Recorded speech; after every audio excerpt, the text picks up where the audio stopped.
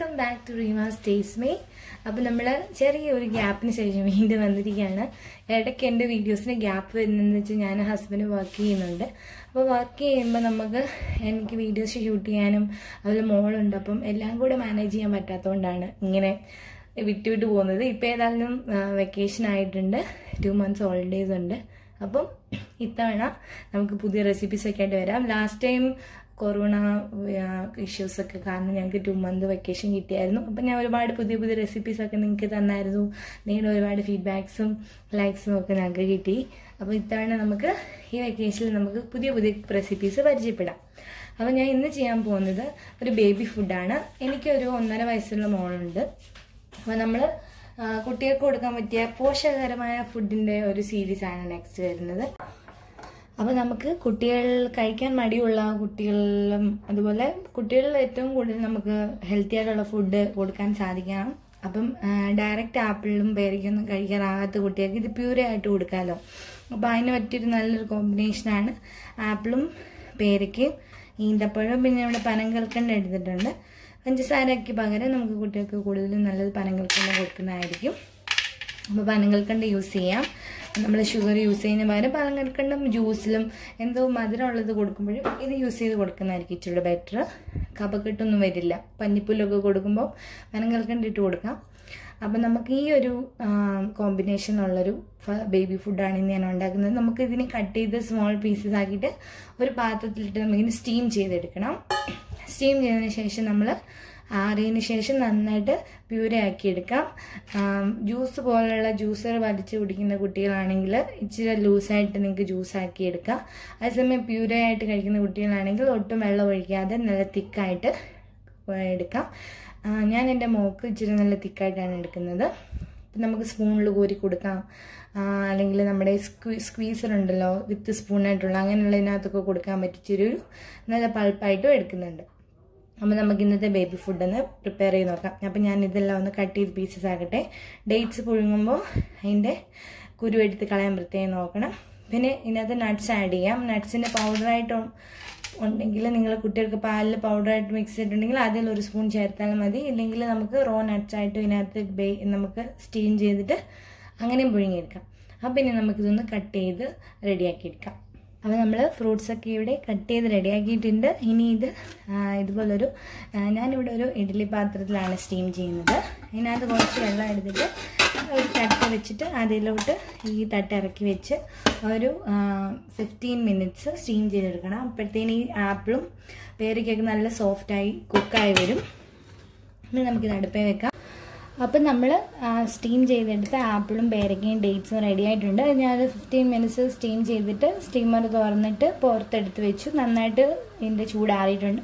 നമ്മൾ പനങ്കൽക്കണ്ട ഇതിനകത്ത് നന്നായിട്ട് ആ കട്ടയെല്ലാം അലിഞ്ഞ് നല്ലതായിട്ട് ചേർന്നിട്ടുണ്ട്. ഇനി ഇത് ഒരു മിക്സിയുടെ ജാറിൽ അല്ലെങ്കിൽ നിങ്ങൾ എന്തിലാണ് അരച്ചെടുക്കുന്നത് അതിനകത്ത് ഇടുക. അപ്പം ഇടുമ്പോൾ പ്രത്യേകം ശ്രദ്ധിക്കുക, പേരയ്ക്കയുടെ കുരു ഇട്ട് ഒരിക്കലും അടിക്കരുത്. അപ്പോൾ നമ്മളിങ്ങനെ ഈ സ്റ്റീം ചെയ്ത് കഴിയുമ്പോൾ കുരു മാറ്റാൻ വളരെ ഈസിയാണ്. അല്ലെങ്കിൽ നിങ്ങൾക്ക് സ്റ്റീം ചെയ്യാൻ വെക്കുന്നതിന് മുമ്പായാലും വെക്കുന്നതിന് കുഴപ്പമില്ല. അപ്പോൾ ഈ കുരു ഒന്ന് മാറ്റിയിട്ട് നന്നായിട്ടൊന്ന് അരച്ചെടുക്കുക. നല്ലതായിട്ട് അരയുന്നതിനുമാണെങ്കിൽ നമുക്കിത് വീണ്ടും അരിക്കൊന്നും വേണ്ട, നമ്മൾ കുരുവൊക്കെ മാറ്റുന്നുണ്ട്. അപ്പോൾ നിങ്ങൾക്ക് അരിച്ചെടുക്കാൻ താല്പര്യമെങ്കിൽ നല്ലൊരു അരിപ്പ് ഉപയോഗിച്ച് ഒന്ന് അരിച്ചെടുത്താൽ മതി. പൾപ്പ് നല്ല ഈവനായിട്ടിരിക്കുകയും ചെയ്യും. അപ്പോൾ കുരുവെല്ലാം മാറ്റി ഇനി നമുക്ക് ഉള്ള കുരു മാറ്റിയിട്ട് ബാക്കിയുള്ള ഇതിൻ്റെ ഈ ആപ്പിളും ഡേറ്റ്സും എല്ലാം ഇതിനകത്ത് ഇട്ട് കൊടുക്കാം. ഈ പനങ്കൽക്കണ്ടത്തിൻ്റെ ഈ ജ്യൂസും കൂടെ നമുക്ക് ഇട്ട് കൊടുക്കണം. മിക്സി ജാറിലേക്ക് ഇട്ട് കൊടുക്കാം. ഡേറ്റ്സ് നല്ലതായിട്ട് വെന്ത് സോഫ്റ്റ് ആയിട്ടുണ്ട്. പേരയ്ക്കയുടെ കുരു അതിനകത്ത് വീണിട്ടുണ്ടെങ്കിൽ നമുക്ക് ഈ ജ്യൂസ് ഈ ആവിയുടെ വെള്ളവും പനങ്കൽക്കണ്ടത്തിൻ്റെ ആ ജ്യൂസിലൂടെ ഒന്ന് അരിച്ച് വേണം. ഇനി ഇത് നന്നായിട്ട് അരച്ചെടുക്കാം. ജ്യൂസായിട്ട് കൊടുക്കാനാണെങ്കിൽ കുറച്ച് വെള്ളം ഒഴിച്ച് ലൂസാക്കാം. അല്ലാതെ നമുക്ക് പ്യൂരേ ആയിട്ട് മാത്രമാണെങ്കിൽ ഇത് തന്നെ ഒന്ന് അടിച്ചെടുത്തുകൊണ്ട് വേണം.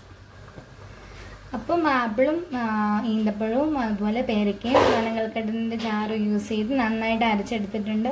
പനങ്കൽക്കണ്ടും അലിഞ്ഞ് ചേർന്നുകൊണ്ട് നല്ല രുചിയുണ്ട്, നാച്ചുറൽ ടേസ്റ്റ് ഉണ്ട് ഓൾറെഡി. നിങ്ങൾക്ക് ഇച്ചിരൂടെ മധുരം വേണമെങ്കിൽ നമുക്ക് പനങ്കൽക്കണ്ട് ആഡ് ചെയ്യാം. അപ്പോൾ ഇനി ഇതൊരു നല്ല സ്ട്രെയിനർ യൂസ് ചെയ്ത് നന്നായിട്ട് അരച്ചെടുക്കാം. ഞാൻ ഇവിടെ പറഞ്ഞായിരുന്നു ഒരു ജ്യൂസ് നല്ല ലിക്വിഡ് ജ്യൂസ് ആവേണ്ടവർക്ക് ഇച്ചിരി തിളപ്പിച്ച് അരച്ച വെള്ളം ഒഴിക്കാം. ഇല്ല എന്നെങ്കിൽ ഇത് തന്നെ അരച്ച് ഇതിൻ്റെ ആവിയുടെ വെള്ളവും ഇതും കൂടെ ഈ ജ്യൂസ് സ്റ്റീമായ വെള്ളവും അതുപോലെ ഇതിൻ്റെ ആ ഒരു ഇത് വച്ച് മാത്രം നമുക്ക് അരച്ചെടുത്താൽ മതി. നന്നായിട്ട് ഫുള്ള് വടിച്ചെടുക്കുക. ഭയങ്കര ഹെൽത്തിയാണ്. എപ്പോഴും കുട്ടികൾക്ക് ഫ്രൂട്ട്സൊക്കെ കഴിക്കാൻ മടിയുള്ളവർക്ക് ഇങ്ങനെ പ്യൂരി ആക്കി കൊടുക്കാം. ഇങ്ങനെ പ്യൂരി ആക്കി വെച്ചാൽ നമുക്ക് പുഴുങ്ങിയിട്ടായാലും വെച്ചാൽ നമുക്ക് എളുപ്പമല്ലേ. അപ്പം കംപ്ലീറ്റ് ഒരു സോഴ്സ് ഓഫ് ഫുഡ് അതിനകത്ത് വരികയും ചെയ്യും.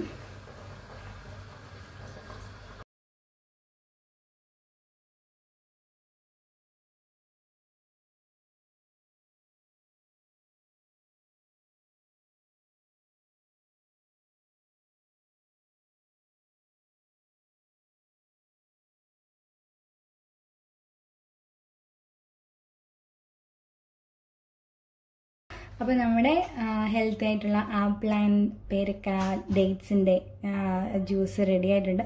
ഞാൻ ഈ ഒരു കൺസിസ്റ്റൻസിലാണ് എടുക്കുന്നത്. അപ്പം നമുക്ക് കുട്ടികൾക്ക് ഇച്ചിരി ലൂസാക്കി വെക്കണമെങ്കിൽ ഇച്ചിരി വെള്ളം ചേർത്ത് എടുക്കാം, തിളപ്പിച്ചരച്ച വെള്ളം. അപ്പോൾ ഇത് നല്ലൊരു ഹെൽത്തി ആയിട്ടുള്ളൊരു ഫുഡാണ്. തീർച്ചയായും ട്രൈ ചെയ്ത് നോക്കുക.